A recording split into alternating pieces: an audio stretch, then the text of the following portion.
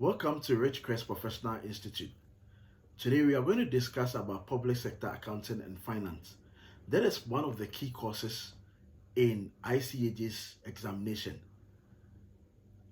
Our focus will be on the course structure or the syllabus structure for today.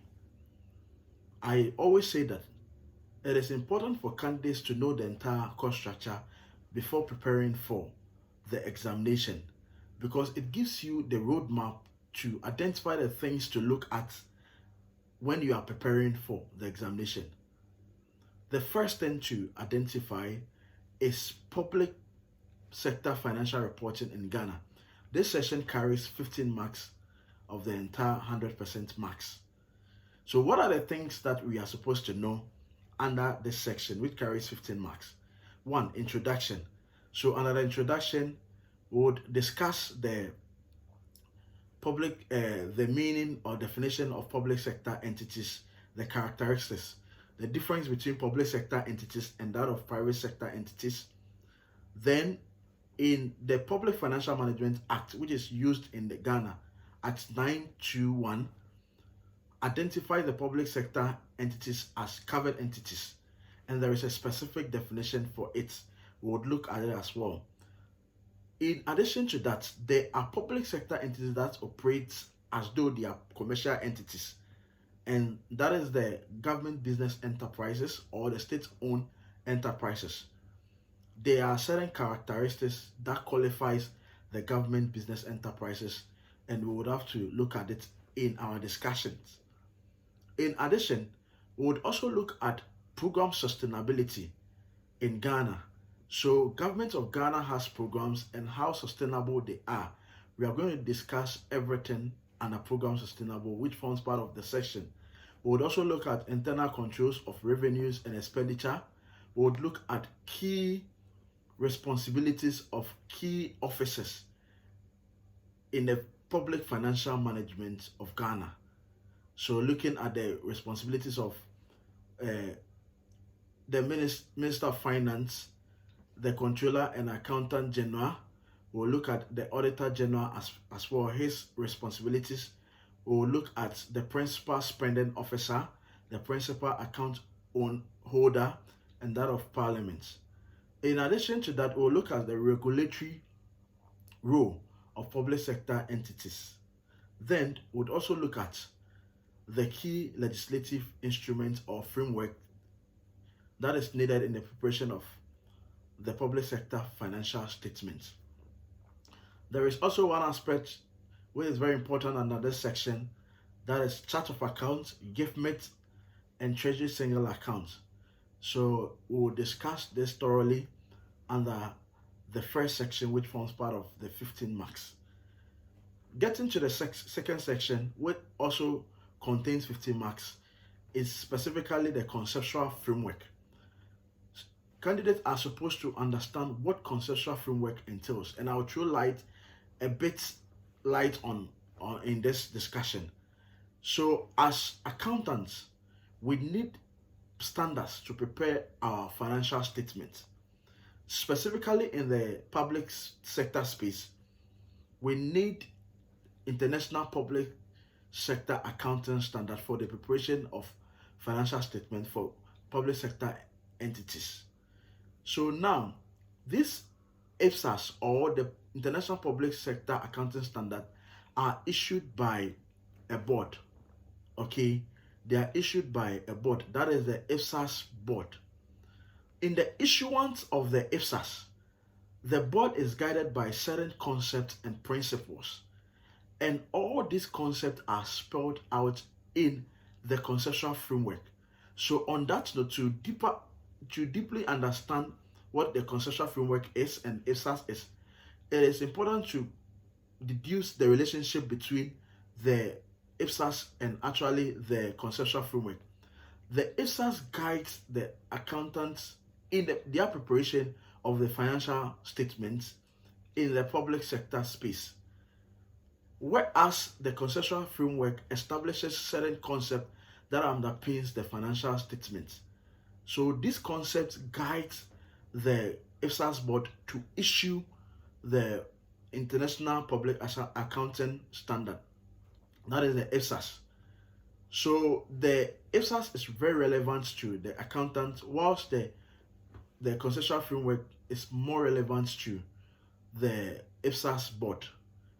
At what point does the conceptual framework becomes relevant to the accountant? The conceptual framework is not used in the operation of accountant. However, it is relevant at a point. That is where there are issues that are not dealt in the IPSAS. The accountant consults or take clues in the conceptual framework. That is the extent to which the conceptual framework becomes very important. And on that note, we are going to treat 8 chapters under the conceptual framework to get ourselves very well prepared for the ICA exams touching on the public sector. Now let's move to the third section, which is PIFA.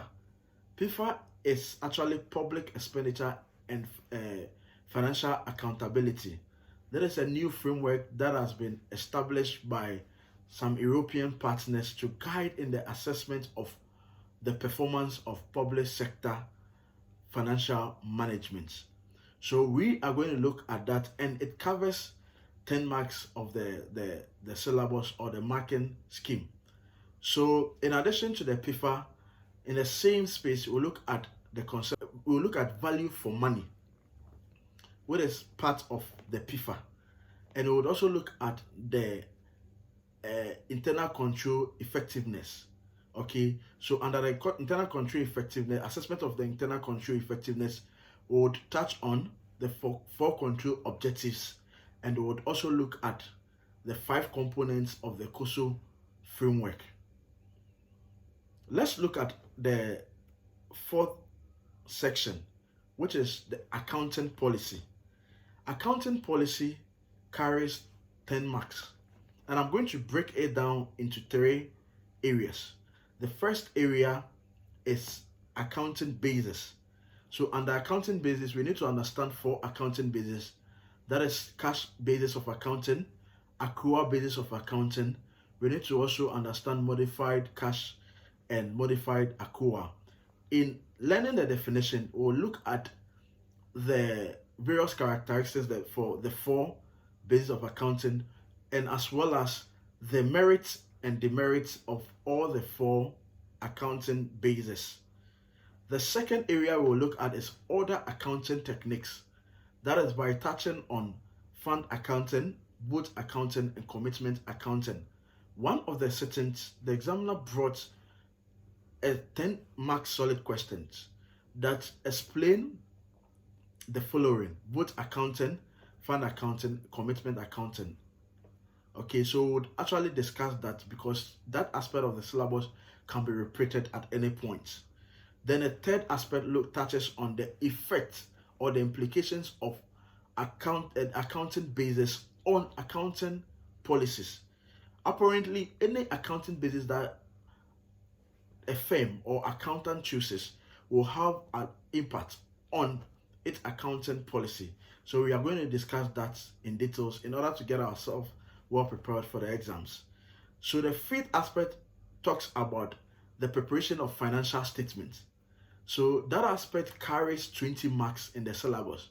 So we'll touch on how financial statements can be prepared for the MDAs, how financial statement can be prepared for MMDAs, that is the local governments, and how financial statements can be prepared for the central governments. So in addition to that, we'll touch on certain components and elements of the financial statement by stating the statement of financial, by indicating the statement of financial performance, statement of financial position, the notes to the account, statement of changes in equity, statement of cash flow, and any other relevant statements to touch on. Considering the budget as well. Okay, and this carries 20 marks of the syllabus.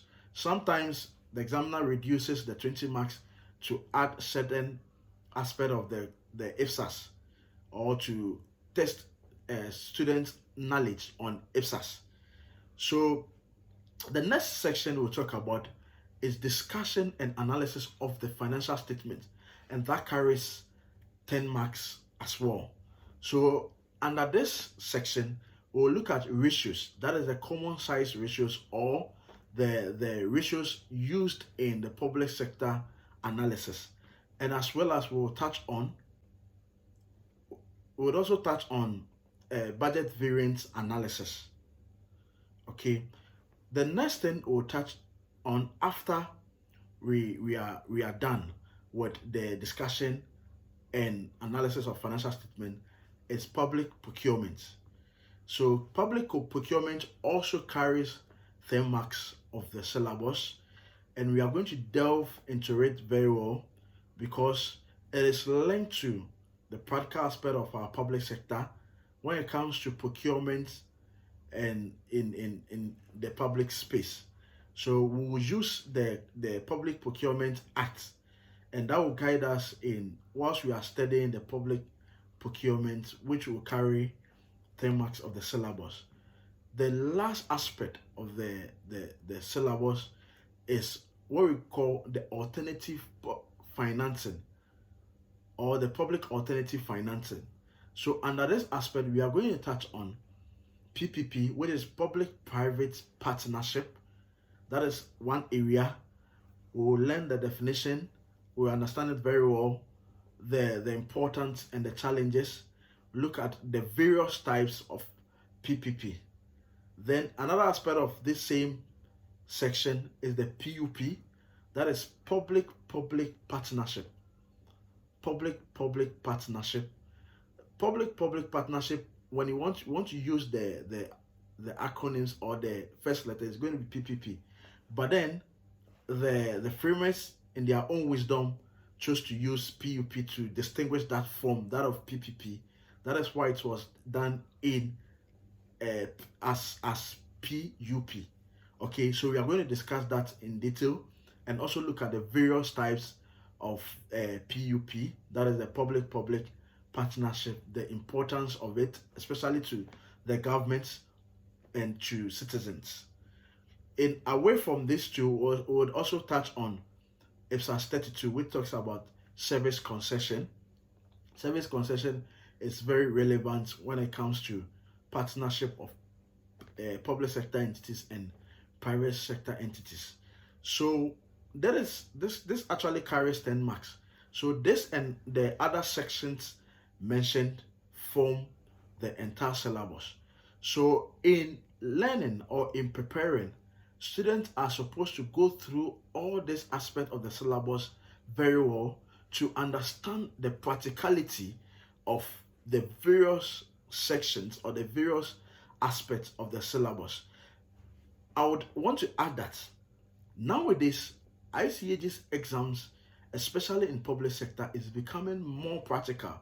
That is to test the deeper understanding of candidates.